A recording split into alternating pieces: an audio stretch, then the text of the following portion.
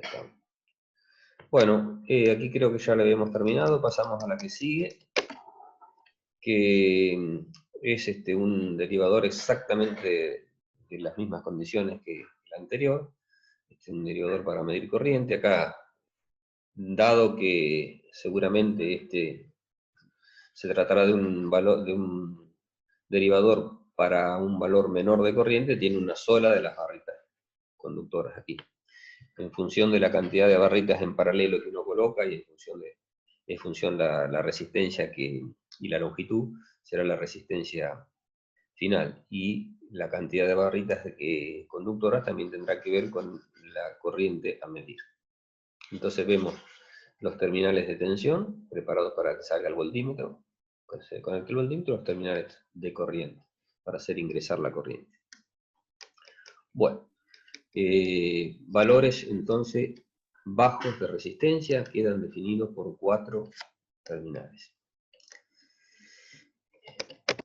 Vamos a resumir un poquitito, resumiendo como para que nos quede en la cabeza un orden de magnitud. Pero por favor, acuérdense de que no son números taxativos, ¿no? Son ideas, 4 terminales,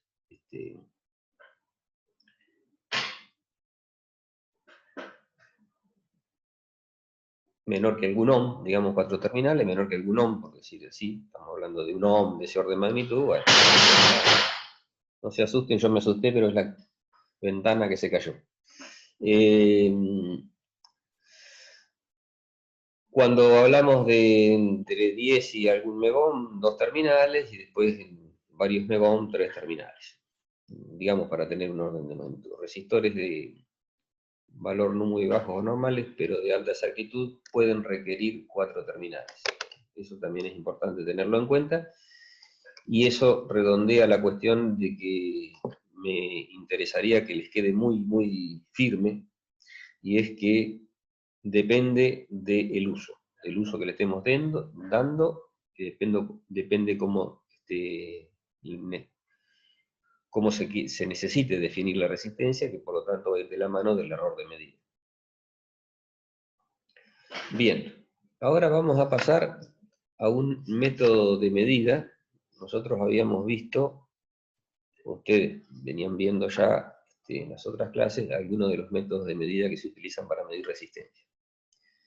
Nos queda un par de ellos, si no me equivoco, de métodos, que son los métodos de puente.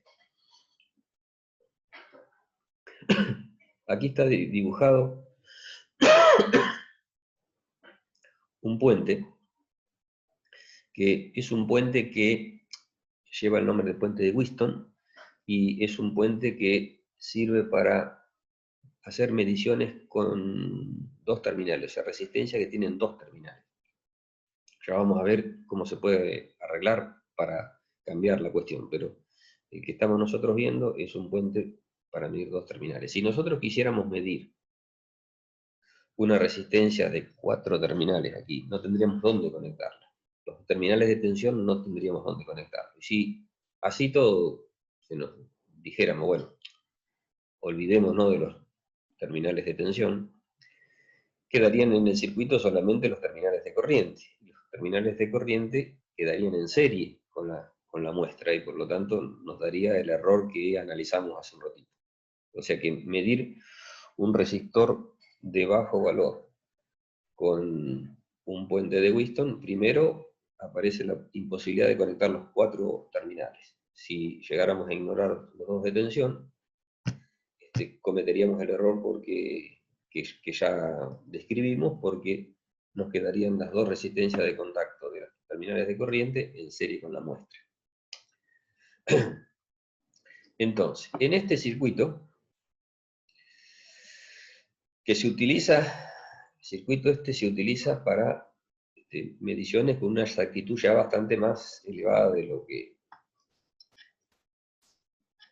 iba a decir normal, pero no sé si vale la palabra, pero mediciones de exactitud, mediciones de laboratorio, digamos, en principio. ¿En qué se basa se basa en que no hay deflexión aquí. Cuando los métodos que se utilicen ya para medir cualquier cosa involucren deflexión de un instrumento, tenemos el problema de el error en esa deflexión que viene dado por la clase o por un instrumento digital por su formulita del error. Aquí no, estos métodos de cero que se llaman, no hay deflexión. Hay un instrumento, en este caso D, que se viene del detector de cero, que se encarga de detectar si hay o no corriente. La idea es que esto funcione, se lo haga funcionar de tal forma, ¿hasta qué momento? Hasta que en el detector se verifica que no hay corriente. En ese caso, cuando la corriente por el detector es nula, suponer por un ratito que realmente eso es cierto, corriente es nula, entonces uno puede plantear ecuaciones aquí y decir que la tensión UAC, que es la tensión de fuente, dividido estas dos resistencias, me da la corriente que vienen por estas ramas. Dividido estas otras dos, la otra rama. Entonces, esa corriente por R2 y la otra corriente por R1, caídas de tensión, verifico la tensión U de D, que es 0, y de ahí despejo la ecuación de equilibrio. Entonces se llama ecuación de equilibrio. Así que cuando la corriente por el detector es nula, planteo la tensión VD, que va a ser nula, y de ahí va a salir la ecuación de equilibrio. La ecuación de equilibrio, si planteo eso y las tensiones se van a ir, y me va a quedar este producto.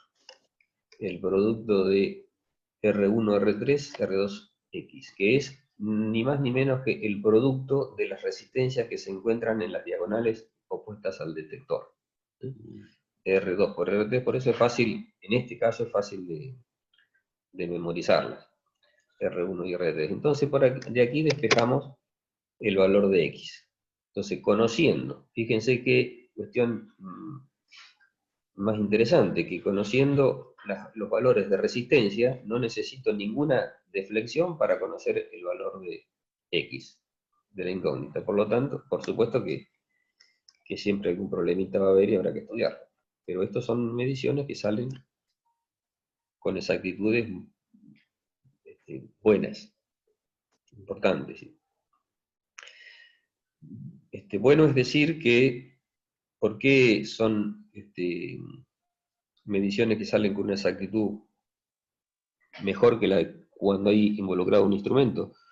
Porque es mucho más fácil hacer una resistencia de un valor constante que un instrumento, o mejor dicho, es más fácil hacer una resistencia de alta exactitud que un instrumento que deflecte con alta exactitud. Es más fácil. Entonces, estos métodos son muy buenos por esa cuestión, porque no hay una deflexión. El error límite de este método será propagación de errores en la expresión anterior, ¿no?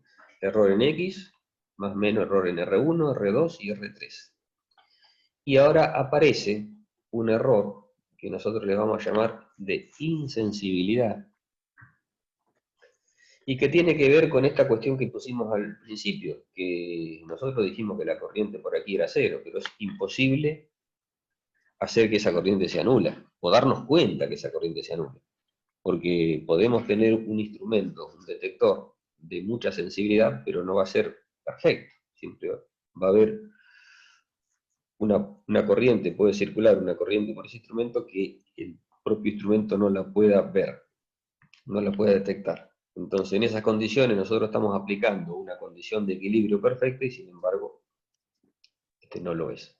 Entonces, esa condición de equilibrio imperfecta dará un error que lo podemos ver como un error en X, en la incógnita, como que me aparece directamente en serie con la incógnita.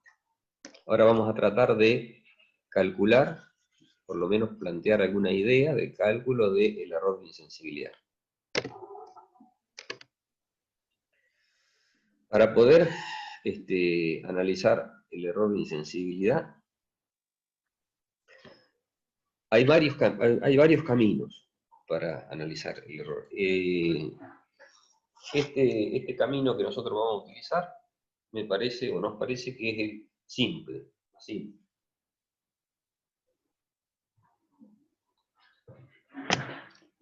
Se plantea el equivalente Thevenin visto desde los bornes BD. Visto desde aquí.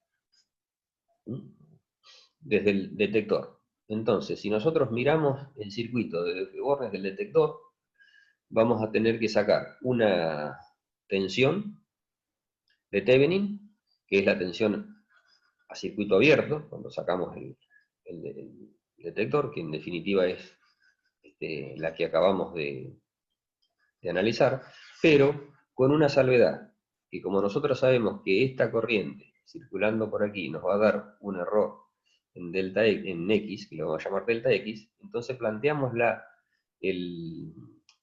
tensión de Thevenin BD, considerando que aquí está en serie un delta X, correspondiente al error en X, que corresponde a la corriente de insensibilidad que pasa por el detector. Entonces, es para que ustedes lo practiquen un poquitito, nosotros aquí tenemos puestas ya las ecuaciones finales, pero para que lo puedan practicar ustedes directamente en este circuito, sacan el detector, colocan en X un delta X y obtienen la tensión de Thevenin, en esas condiciones, la tensión de Thevenin. Y la resistencia de Thevenin va a ser este punto. Lo conecto A con C, porque para Thevenin hay que despasivar la fuente de tensión, cortocircuitarla, y miramos la resistencia equivalente desde el lado del detector. Entonces me va a quedar R2 paralelo R3 y R1 paralelo X más delta X. Pero en ese paralelo, delta X prácticamente no hace nada porque queda directamente en serie con esta X, y en la expresión ustedes la van a ver, se van a dar cuenta que lo puedo despreciar. Entonces, en las cercanías del equilibrio, la tensión de Thevenin sí va a estar influenciada por delta X, mientras que el paralelo no. Entonces me va a quedar R2 paralelo R3, R1 paralelo X. Entonces ahora sí me va a quedar el circuito que está aquí. ¿En dónde? R de Thevenin, ya les dije. El paralelo, la suma de los dos paralelos. Y la U de Thevenin, en la U de Thevenin va a aparecer el delta X. Aquí va a aparecer el delta X. Entonces, planteo I por el detector igual a U de Thevenin sobre R de Thevenin más RD. Y en esa expresión voy a despejar delta X. Y me va a quedar esto que se ve aquí. Esto, uno podría tomar esta expresión y usarla simplemente. Es raro que vayamos a pedir la deducción de esto, es muy raro. Sí, por ahí que lo sepamos utilizar. Por lo tanto, yo diría que si la quieren practicar, la practican, y si no, sepanla usar. Pero es interesante hacerlo una vez en la vida, jugar un poquito con la resistencia, con la electrotecnia, porque además eso nos da agilidad en la cabeza para pensar en estos problemas. Así que está lindo hacerlo. Entonces, cuando despejo delta X y lo divido por X, es por definición el error de insensibilidad. Y ese lo evalúo cuando la corriente por el detector es igual a la resolución. Es decir, que nosotros estamos viendo que el detector está en cero y sin embargo está circulando la corriente, que es la resolución. Nos queda una expresión de este tipo donde vemos resolución del detector Acá un conjunto de resistencias que dependen del circuito. La R de Tevin, la R del detector, las resistencias propias del circuito. Aquí también tenemos otra parte que tiene que ver con las resistencias propias del circuito, pero además tenemos la tensión en el denominador. Y esto por ahí es lo interesante de hacer notar, y que nos va a servir para trabajar. Dado un determinado circuito, están todas las corrientes, todas las tensiones, las resistencias definidas. Por lo tanto, en ese circuito las variables que nos van a quedar. El detector, que es la resolución, aquí, su resistencia, no hay algo que se les pueda vincular, digamos. Por lo tanto, lo que a veces se propone es que prueba y error, digamos. Nosotros pensemos que la resistencia del detector no influye demasiado, pensemos en principio, y lo que podemos ver es que si aumentamos la posibilidad de detectar corriente, o sea que tenemos una resolución más pequeña, disminuimos el error de insensibilidad. Y también, si aumentamos la tensión, disminuimos el error de insensibilidad. O sea, son los dos caminos para mejorar una medición. Mejorar la resolución, es disminuirla, y aumentar la tensión de alimentación. La disminución de la resolución va de la mano con los instrumentos que dispongamos, ¿no es cierto? Siempre va a haber un límite, va a ver qué es lo que se dispone. Y el valor de la tensión de alimentación está definido o limitado, mejor dicho, limitado por la disipación del puente. Cada una de estas resistencias va a tener una potencia disipada máxima. Y si esa potencia se supera, se daña el puente. O sea que no se puede bajo ningún punto de vista pasarse de la potencia disipada. Entonces el límite estará en ese valor.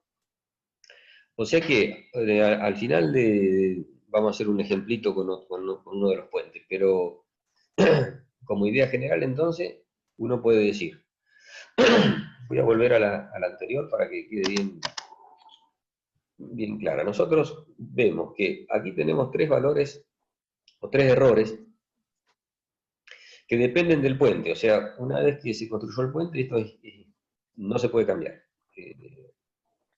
Sacarle el máximo de provecho a este puente, medir en las mejores condiciones con este puente, es medir con el error en R1 más R2 más R3.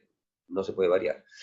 Lo que tenemos que tratar por todos los medios es que que está aquí, el error de insensibilidad, que es de los cuatro, es el único que es manejable por el operador, no esté, que no pese.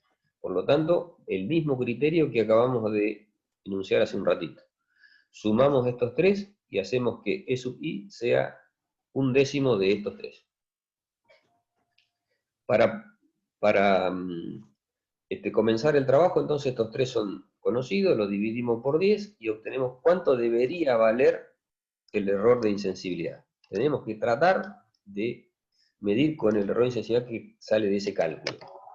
Y en esta expresión quedaría esto fijado, ya le podríamos dar un valor, y por lo tanto aquí tenemos un grupo de resistencias y tenemos como variable la resolución y la tensión. Entonces podemos decir, bueno, ¿cuántos detectores tenemos? Ponemos cualquiera de ellos y calculamos la tensión. Si la tensión que acabamos de calcular no daña al puente, o sea que es totalmente admisible por el puente, el trabajo terminó y ahí esa es la mejor de las mediciones que se pueden hacer. Si, como puede pasar, la tensión que acabo de calcular daña al puente, quiere decir que hay que disminuirla. Si la disminuyo, el error aumenta. Si quiero medir las condiciones, mejores condiciones, eso no vale. Entonces, ¿qué puedo hacer? Y puedo tratar de disminuir, si es que tengo posibilidades, la resolución y volver a calcular la tensión. Si utilizase el mejor de los detectores y aún así la tensión calculada para hacer despreciable el error de insensibilidad supera las posibilidades del puente, por lo tanto hay que disminuir la tensión a la máxima admisible por el puente. En esas condiciones el error este no va a ser despreciable y por lo tanto tendrá que ser incluido en el resultado. Es decir, en ese caso no estoy midiendo en las mejores condiciones que ese puente podría hacerlo, pero no tenemos otra alternativa. Suele pasar. Así que ese va a ser el mecanismo. Es el mecanismo para resolver cualquier problema. Objetivo inicial, en principio, general, medir en las mejores condiciones del puente. Aquí tenemos la tensión de Thevenin y la resistencia de Thevenin. Esto es lo que les adelantaba, que fíjense que en la resistencia de Thevenin se fue el delta X, porque está metido aquí que no le hace nada. Sumo acá y sumo acá, en este producto no afecta y en esta suma menos. Entonces la puedo despreciar. Mientras que aquí no, porque es directamente proporcional a delta X. Entonces ahí tiene que estar. Bien. Vamos a pasar la expresión del detector. Digámoslo, pongámoslo. Se me estaba pasando hacer hincapié en esto. Fíjense que esto es la corriente en el detector. Entonces, cuando esta corriente tiende a la resolución, el delta X tiende al error de insensibilidad. Y de ahí despejo. Y obtengo esto que está aquí. Por eso aparece aquí delta 0 y D, que es la nomenclatura que utilizamos para la resolución. Y aquí aparece ID, pero en realidad, ID aquí, pero en realidad estamos despejando de esta expresión. Esto es esto, cuando ID tiende a delta 0 y D.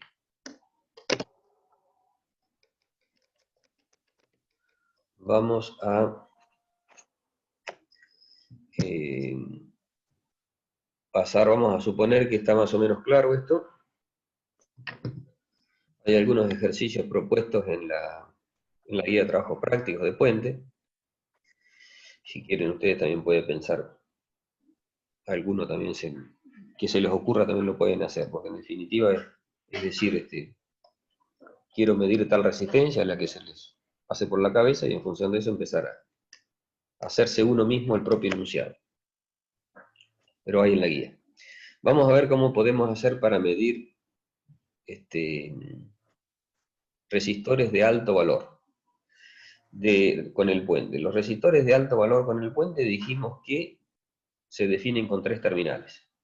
Y por lo tanto, el puente de Wheatstone como está, no se puede utilizar, porque tiene posibilidad de 2 terminales. Entonces, pero es fácil pensar en un tercer terminal del puente. Y ese tercer terminal es la guarda, y la vamos a conectar de esta manera. O sea que, al decir que la guarda se conecta al punto B, ya hemos dado la posibilidad a este puente de convertirlo en un puente megómetro, un puente para medir resistores de 3 terminales. Ahora vamos a ver si es válido eso, ¿no es cierto? Si es válido. Entonces, déjenme ver una cosita, no. Ustedes pueden agarrar un papelito, tendría que haberlo hecho yo, pero para recordarlo, recuerden que escriban, si se quieren, un papel al lado del escritorio, X igual a R1 sobre R2 por R3, que es la ecuación de equilibrio del puente de Wheatstone. X igual a R1 sobre R2 por R3. Y vamos a razonar sobre las condiciones que tiene que cumplir este puente megómetro para medir. Entonces,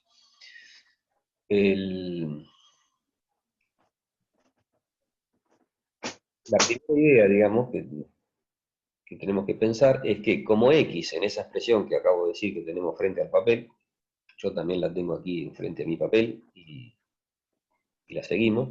La primera cuestión que tenemos que pensar es que X tiene que ser es, mejor dicho, no tiene que ser, es, por definición, porque estamos midiendo con valores elevados, es grande, es valor elevado.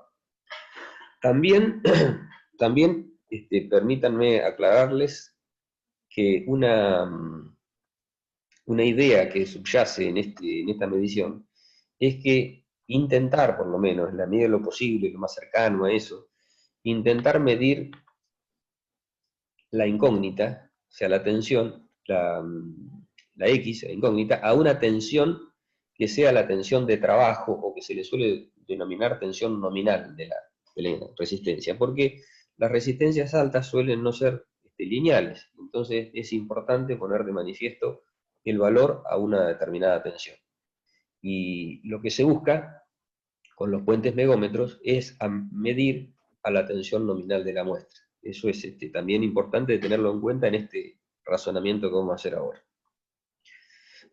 Es importante tenerlo en cuenta porque si queremos que esto sea bastante simple y la tensión de hacer funcionar, y la tensión U sea la tensión de la muestra, la nominal, entonces, si queremos que así sea, la caída de tensión en R1 tiene que ser pequeña frente a la incógnita, para que toda la tensión de la fuente caiga prácticamente en la muestra que está entre D y C o B y A, digamos, ¿no? Son los mismos puntos. Entonces ese es un punto también a tener en cuenta. Entonces, vamos a la ecuación de equilibrio. X igual a R1 sobre R2 por R3. Si queremos que R1 sobre R2 por R3 sea un valor elevado, sea grande, porque X lo es. Entonces, para que eso sea grande, el producto R1 por R3 tiene que ser grande y R2 tiene que ser pequeño. Eso hace que el resultado sea grande. Entonces, R1 lo va a hacer el fabricante, en definitiva lo va a hacer.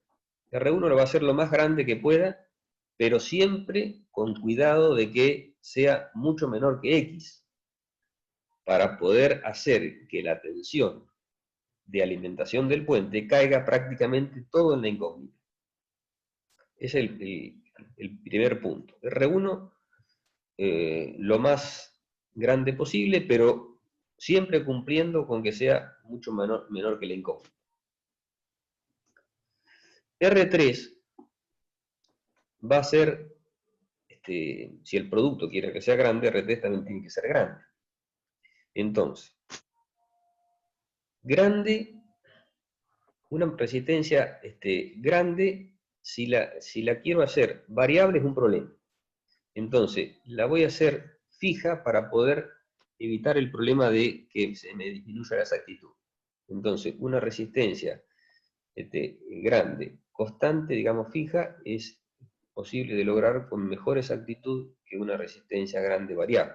Entonces, R3 lo voy a hacer grande y fija, pero con un cierto cuidado que ahora vamos a poner de manifiesto.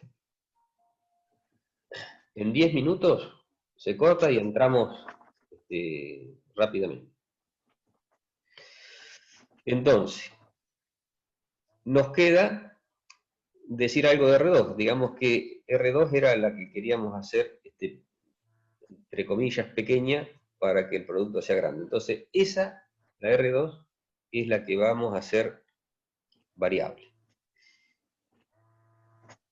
Hoy, en el puente de Whiston, la variable era R1 que estaba en el numerador. Ahora, en este puente va a estar en el denominador, la resistencia variable, que va a ser R2, y que también va a tener que cumplir con la condición de que sea bastante más pequeña que R3, porque también toda la tensión va a caer en R3, al igual que en X. Entonces, con ese pantallazo, digamos, está hecho este dibujo, que R2 es la variable, R1 es variable a saltos, siempre con la condición de que sea grande pero pequeña frente a X, variable a salto para poder lograr varios rangos de medición. Lo que nos queda analizar es el tema de cómo influye la guarda. Entonces, pensemos en nuestra resistencia inicial de 3 terminales. La incógnita está conectada entre A y B, que es lo que queremos medir. Y tenemos una resistencia entre, que tenemos que tratar de sacarla de juego, tenemos una resistencia entre la guarda IB y entre la guarda IA. En ese triangulito tenemos resistencia que queremos que no influyan, que no estén en la medida de lo posible. Entonces, fíjense que en el equilibrio, la resistencia que existe entre la guarda y B, aquí, entre la guarda y B, me queda en paralelo con R3. Pero como es un valor alto, el que va a gobernar la tensión va a ser R3.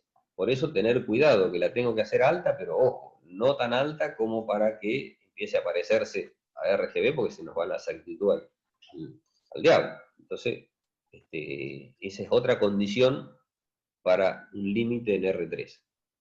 O sea, alta, pero guarda que tiene que ser a su vez baja comparada con la resistencia de la guarda. Entre la guarda y un extremo de la resistencia. Y la otra resistencia que existe también que involucra la guarda es la resistencia entre G y A. Y fíjense que en el equilibrio, cuando por aquí no circula corriente, va siempre, pero en el equilibrio lo vamos a analizar, me queda en paralelo con el detector. Y una resistencia en paralelo con el detector equivale a una pérdida de sensibilidad, o sea, un aumento del error de insensibilidad.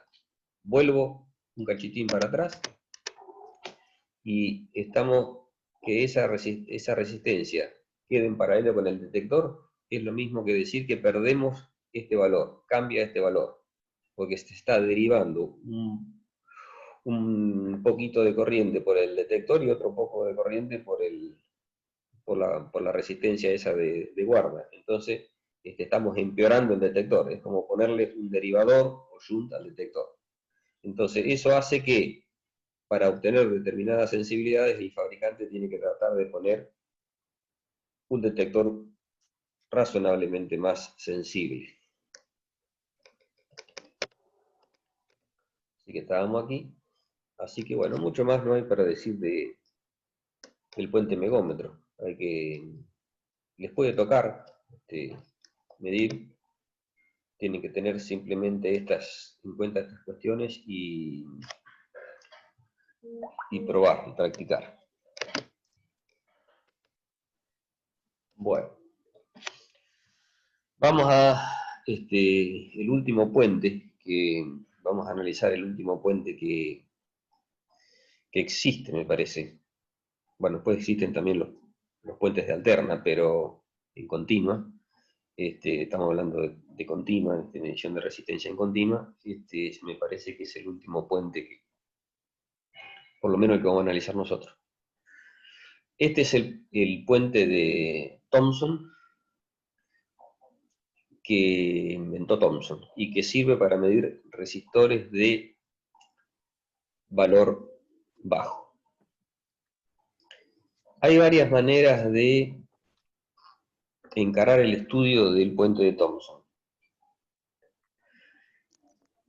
Yo les voy a proponer una, pueden encontrar en los libros otra forma.